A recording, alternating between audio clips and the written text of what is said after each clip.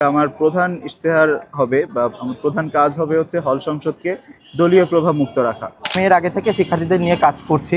আমি মুসা আবদুল্লাহ খন্দকার। আমি বর্তমানে পড়াশোনা করছি ঢাকা বিশ্ববিদ্যালয় আরবি বিভাগ ২০২১ সেশনে, এবং আমার ভাই আবু উবাইদা আবদুল্লাহ খন্দকার। আমরা দুইজনে একই ব্যাচে আছি, একই ডিপার্টমেন্টে, একই সেশন, এবং আমরা শহীদ সার্জন জোহরুল হক হলে একসাথে এবার ডাকসু নির্বাচনে প্রতিদ্বন্দ্বিতা করছি। আমি এবার সাহিত্য সংসদ পদে এবং আমার ভাই এজিএস পদে দুজন একসাথে প্রতিদ্বন্দ্বিতা করছি। তো আমাদের ক্যাম্পাস জীবনের অনেক আগে থেকে আমরা ক্লাস 5 থেকে দুজন একসাথে আমাদের একাডেমিক ক্যারিয়ার বা এর বাইরে পথ চলা সব একসাথেই হয়েছে, এবং সেই ধারাবাহিকতায় আমরা সবসময় চেষ্টা করি যে কোনো কাজে, সেটা সমাজসেবামূলক হোক বা নিজেদের ব্যক্তিগত, সব কাজে নিজেদেরকে নিয়োজিত রাখতে। এবং ক্যাম্পাসে ভর্তি হওয়ার পর থেকে শুরু করে জুলাই আন্দোলন সব কিছুতে আমরা একসাথেই ছিলাম, এবং জুলাই আন্দোলন পরবর্তী সময়ে হল ভিত্তিক যেসব কার্যক্রম, সেবামূলক কার্যক্রম হয়ে থাকে, সেগুলোতে আমরা একসাথে পার্টিসিপেট করার চেষ্টা করেছি, এবং সেই ধারাবাহিকতায় আমরা চেষ্টা করেছি ডাকসুতে আমরা প্রতিদ্বন্দ্বিতা করতে, এবং ডাকসুতে ইনশাল্লাহ যদি বিজয়ী হয়ে আমরা একসাথে কাজ করে যাব। এবং আমার ভাই এজিএস প্রার্থী হিসাবে আছে। আমার তো সাহিত্য সম্পাদক পদ, এটা একটা ইন্ডিভিজুয়াল একটা পদ। আমি হলে এর আগে বর্তমানে ঢাকা ইউনিভার্সিটি কুইজ সোসাইটিতে জয়েন্ট সেক্রেটারি হিসাবে আছি, এবং হলে শহীদ সার্জন জোহরুল হক কুইজ ক্লাবের সভাপতি হিসাবে আছি।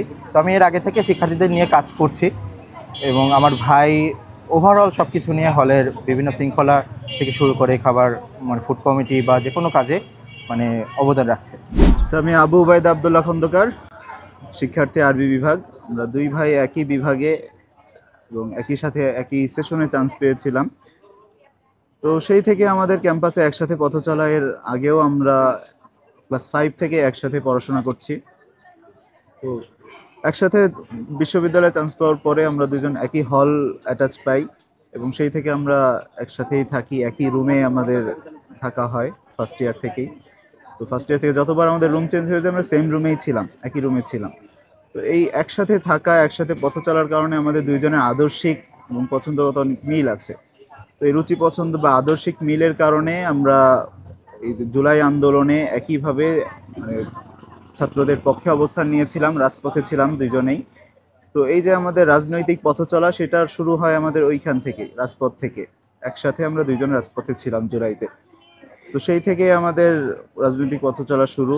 জুলাই পরবর্তীতে হলের বিভিন্ন উন্নয়নমূলক কার্যক্রমে আমরা অংশগ্রহণ করেছি একসাথে।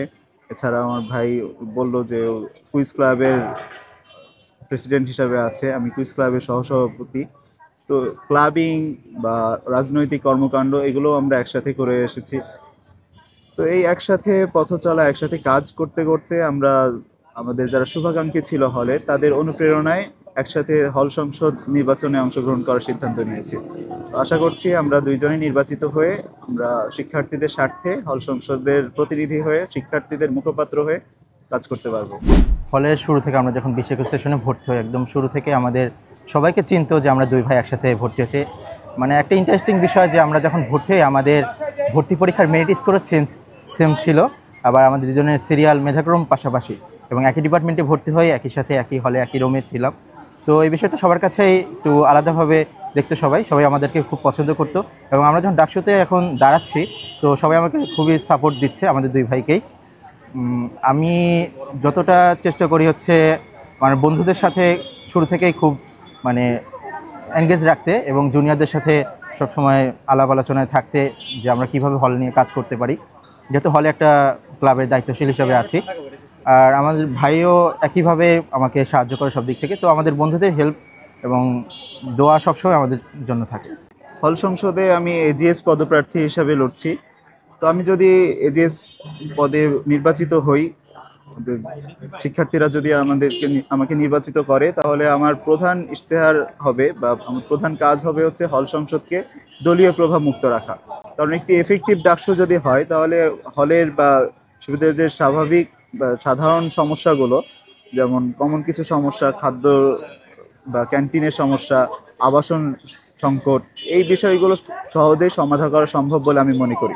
এবং সেই ডাকসুকে এফেক্টিভ করার জন্য প্রধান কাজ, ডাকসু প্রতিনিধিদের কাজ হবে হচ্ছে এই হল সংসদ এবং ডাকসুকে দলীয় প্রভাব মুক্ত রাখা। দলীয় প্রভাব মুক্ত হলেই তারা স্বাধীনভাবে শিক্ষার্থীদের স্বার্থে কাজ করতে পারবে। এছাড়াও আমি কাজ করতে চাই আমার হলের প্রধানতম সমস্যা যেটা খাদ্য সমস্যা। হলের ক্যান্টিন এবং দোকানগুলোতে খাবারের মান এবং দামের যে অসামঞ্জস্য, এটা নিয়ে আমি কাজ করতে চাই। কেননা এই হল ক্যান্টিন এবং দোকানগুলো এগুলো ইজারা দেওয়ার কারণে এটা ব্যবসায়িক প্রতিষ্ঠানের মতো ব্যবহার করা হচ্ছে। এটা কোনোভাবেই শিক্ষার্থীদের স্বার্থে এরা কাজ করে না। হলের দোকানগুলোতে নিম্নমানের সামগ্রী রাখা হয়, হলের ক্যান্টিনগুলোতে বাজারের সবচেয়ে নিম্নমানের সবজি, তরকারি, মাছ এগুলো প্রোভাইড করা হয়, এগুলোই রান্না করা হচ্ছে।